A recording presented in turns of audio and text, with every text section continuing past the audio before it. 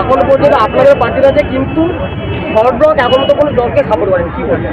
Forward block কাকে support করবে না করবে ও তো আমার দায়িত্ব নয়, ও তো বিমানবাবুর দায়িত্ব। বিমানবাবু স্যার হচ্ছেন বামফ্রন্টের, তিনি চেয়ারম্যান।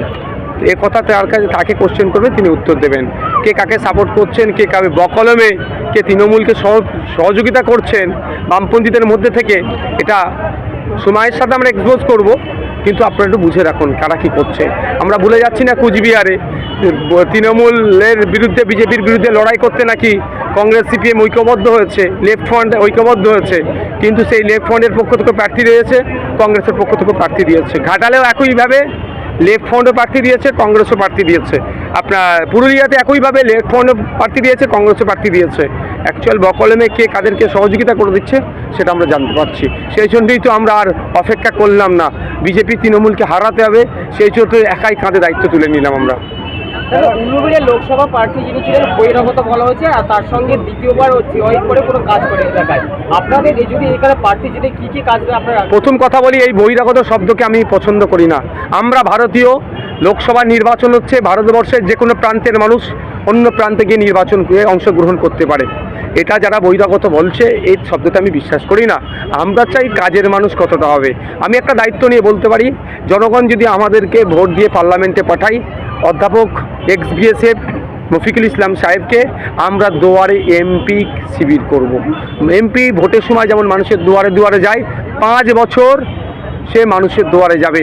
পাশে আমাদের তমলুক লোকসভা থেকে আমরা প্রার্থী আছে আমাদের মহিউদ্দিন মাই ভাই, একইভাবে যেখানে 17টা জায়গা থেকে জায়গা থেকে মানুষ আমাদেরকে পার্লামেন্টে পাঠাবে, এমপির রেকমেন্ডেশনের জন্য, এমপিকে পাওয়ার জন্য এমপির বাড়ি যেতে হবে না, এমপি অফিসে যেতে হবে না, মানুষের দুয়ারে চলে যাবে, তার আমরা ব্যবস্থা করে দেবো। আর কি কাজের কথা বলছেন? যে সমস্যাগুলো আছে সেইগুলো সমাধানের জন্য পার্লামেন্টে সোচ্চার হব। আর বছরে 5 বছরে 25 কোটি টাকা আসে, কাটমানিতে দূরের কথা, আরও বেশি কিভাবে লড়াই করে যেই দেশের শাসন ব্যবস্থা যার হাতে থাকুক না কেন সেখান থেকে বার করে নিয়ে এসে উলুবেড়িয়াবাসীর জন্য কাটমানি মুক্ত খরচ আমরা করব। দেখুন, সেটা আমরা শুনলাম, আমি আস্তে আস্তে শুনলাম এটা হয়েছে। কোর্টকে যারা অবজ্ঞা করবে, যারা কোর্টকে মান্যতা দেবে না, কনসার্ন ডিপার্টমেন্ট যাদেরকে নির্দেশিকা দিয়েছে, অর্থাৎ প্রশাসনের বন্ধুরা ঠিকঠাক যদি না কাজ করে, কোর্টের মাধ্যমে এটা সমাধান হবে। আমরা কোর্টের উদ্যোগে যাব না। কেউ যদি আইন হাতে তুলে নেয়, আমরাও নিজের আইন হাতে তুলে নেবে, কাজ আমরা করব না। তবে কোর্টের নির্দেশিকার বাইরে কেউ নয়, এটা মাথায় থাকা যেন দরকার। কোর্টের নির্দেশে এখন কিন্তু কেজরিওয়ালজি রাজ্যের মুখ্যমন্ত্রী জেলে আছে, কোর্টের নির্দেশেই কিন্তু ঝাড়খণ্ডের মুখ্যমন্ত্রী জেলে আছে, এটা মাথায় রাখা দরকার। কোর্টের নির্দেশে বর্তমান এই প্রাক্তন শিক্ষামন্ত্রী রাজ্যের সেও জেলে আছে। এরা যারা চুনোপুরি যদি মনে করে কোর্টের নির্দেশকে উপেক্ষা করব, আজকে পুলিশ আছে, দল পাশে আছে, অমুকজন দেখে নেবে, একটু সন্দেশখালির দিকে তাকাক। সন্দেশখালির মুকুটবিহীন বাদশাহ আজকে সে ক্রন্দনরত পিজন ভ্যানে, কারণ সে আগামীটাকে দেখতে পাচ্ছে, উপলব্ধি করতে পারছে। যে অন্যায় করেছিল, শাসকের ছত্রছায়া থেকে পুলিশের সহযোগিতা নিয়ে আজকে দল তার পাশ থেকে চলে গিয়েছে, আর পুলিশের সহযোগিতা আর পাবে না। তার নিজের লড়াই এখন তাকে লড়ে নিতে হবে। কিন্তু যা কলে পড়েছে, এই কল থেকে বার হওয়ার আর কোনো লাইন নাই, জেলের ভাত খেতে হবে। চন্দ্রপুর শুধু নয়, সারা রাজ্যে যেভাবে অন্যায় করছে, প্রশাসনকে কাজে লাগিয়ে ভাবছে শাসকের তকমাকে মাথায় সেটে, সময়ের সাথে সাথে কিন্তু শাসক হাত তুলে নেবে, এদের জবাব এদেরকে দিতে হবে।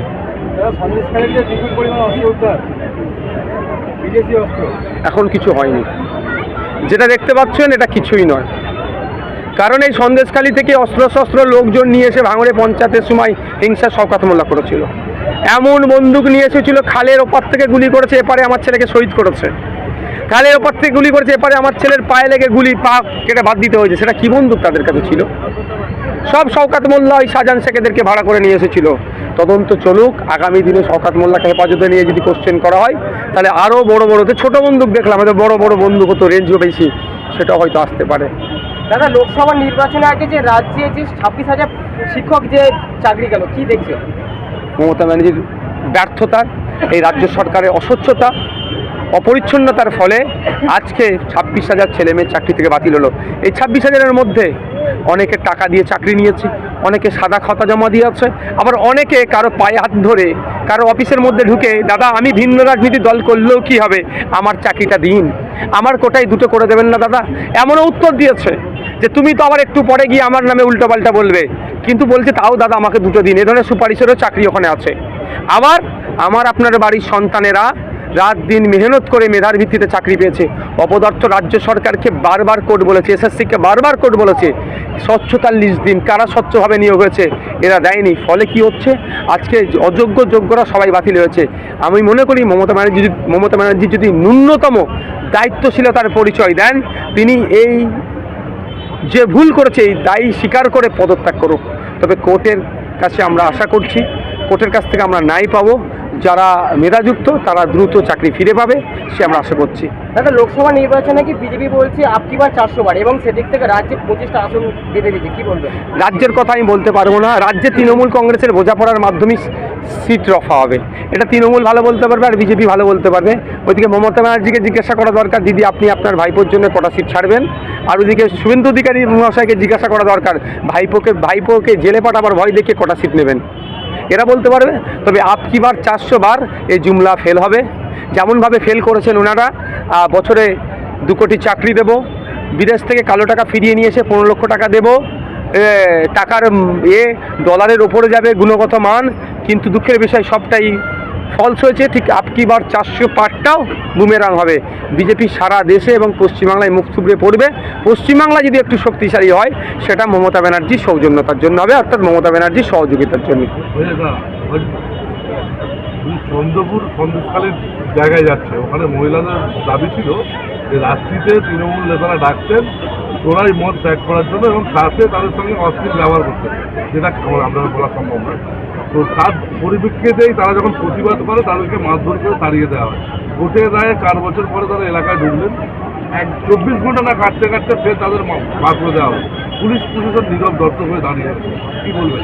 সন্দেশখালীর মেয়েরা যেভাবে অত্যাচারিত হয়েছিল, আমি কিন্তু একটা কথা বলেছিলাম, শুধুমাত্র সন্দেশখালী নাই, রাজ্যের আরও 5টা জায়গায় খুঁজলে দেখা যাবে এই ধরনের অত্যাচারিত হচ্ছে মা বোনেরা। তো আপনি যে কথা বললেন তো মানে ভয়ঙ্কর তথ্য দিলেন। মদের প্যাকেট করানো হতো, ওখানে পিঠে তৈরি করতে বলতো, আর অশ্লীল কাজকর্ম করার চেষ্টা হতো বা করতো জোর করে বাই প্রেশার, এখানে মদ তৈরি করতো, সাথে সাথে এটা করতো। যারা করতো তাদের নামগুলোতে আগামী দিনে আশা করবো মা বোনেদের কাছে মিডিয়ার মাধ্যমে বলবো, তাদের বাড়ির পুরুষ সদস্যদের বলবো, আপনারা সেই মা বোনেদেরকে মুখে নিয়ে জেনে তাদের নামগুলো কমপ্লেন করুন। আমরা প্রয়োজনে তাদের হয়ে মা বোনেদের হয়ে আইনি লড়াই করব। আর প্রশাসন যেভাবে নীরব দর্শকের ভূমিকা পালন করছেন, এতে কিন্তু কনসার্ন ডিপার্টমেন্টাল যিনারা আছেন, ওসি আইসি বা এসপি যারা আছেন, তাদেরকে কিন্তু জবাব দিতে হবে। তারা যদি মনে করে এখানে পিছিয়ে বর্গের মানুষেরা আছে, দলিত ওখানে আছে বেশি, ওখানে মুসলিম আছে বেশি, এদের মধ্যে লড়াই করে এরা মরুক, আমরা মজা দেখব, এর জবাব কিন্তু নওশাদ সিদ্দিকী আইএসএফ আগামী দিন ওই অফিসারদের কাছ থেকে নেবে। বিধায়ক নির্মল মাঝি সেই সময় বলেছেন যে ওরা সন্ত্রাসবাদী, ওরা আতঙ্কবাদী, ওরা এলাকায় এসে অশান্তি ছড়ায় এবং বম পিস্তল দিয়ে ঘোরে। আমি অশান্তি চাই না, তাই পুলিশের কাছে অনুরোধ করবো যাতে ওরা না ঢোকে। সেই কারণে 24 ঘন্টা না কাটতে বেরিয়ে পড়ছে। ওই যে একজন দায়িত্বশীল বিধায়কের পরিচয় হলো, দায়িত্বকাণ্ডহীন বক্তব্য তো দেওয়া হলো। উনি একজন জনপ্রতিনিধি, পশ্চিমবাংলা 294-এর মধ্যে উনি একজন, ভাবতে আমাকে লজ্জা লাগছে। আমিও তো একজন আইনসভার সদস্য, উনি একজন আইনসভার সদস্য। ওনার তো কাজ হবে, কথা হবে গঠনমূলক কথা। কেউ যদি বোম গুলি পিস্তল নিয়ে ঘোরে, তার কাজে পুলিশের কাজ হবে তাকে অ্যারেস্ট করে ইনভেস্টিগেশন করে তাকে শাস্তি দিক, তা না করে ওদের ঢুকতে দেবে না। মানে উনি তো একটা পাড়ার গুন্ডামস্তানদের মতো কথা বললেন। নির্মল মাঝি মহাশয়কে বলবো, সবার দিন কিন্তু এক যায়নি। দেখে নিন শাহজাহান শেখকে, অলিখিত সম্রাট ছিল কোনকারের, ওনার কি অবস্থা হয়। আর আপনার কথায় নির্মল মাঝির কথা ভুলে যাচ্ছি না। একটা সময় এই চন্দ্রপুরকে নিয়ে নোংরা রাজনীতি হয়েছে, হিংসার রাজনীতি হয়েছে, মারামারি রাজনীতি বারবার করে আসছে। আমি চন্দ্রপুরের আপামার জনসাধারণের কাছে উদ্দেশ্যে বলবো, যার যে দল করছে করুন, যে আপনারা নিজেদের মধ্যে মারামারি হানাহানিতে জড়িয়ে পড়বেন না। কেউ যদি অন্যায় করে বোমগুলি পিস্তল নিয়ে ঘুরে, প্রশাসন আছে তার বিরুদ্ধে আইনত ব্যবস্থা নেবে। আপনারা কেউ আইন হাতে তুলে নেবেন না।